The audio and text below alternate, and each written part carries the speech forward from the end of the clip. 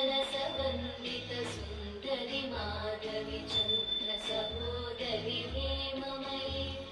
मुनिगणवन्दित मोक्षप्रदायिनि मञ्जुळभाषिणि वेदनुते पङ्कजवासिनि देवसुपूजित सद्गुणवर्षिणि शान्तियुते जय जय हे मधुसूदन कामिनि आदिलक्ष्मि जय पालय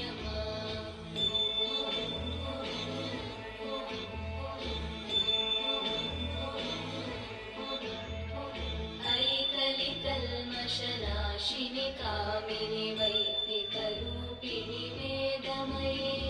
क्षीरसमुद्भव मङ्गलरूपिणि मन्त्रनिवासिनि मन्त्रनुते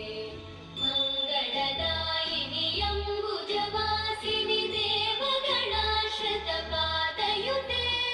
जय जय हे मधुसूदन कामिनि धान्यलक्ष्मि जय पालय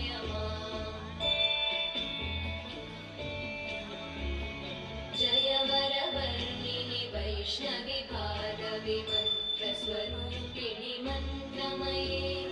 सुरगणपूजित शीघ्रफलप्रद ज्ञानविकासिनि शास्त्रनुते भवभयहा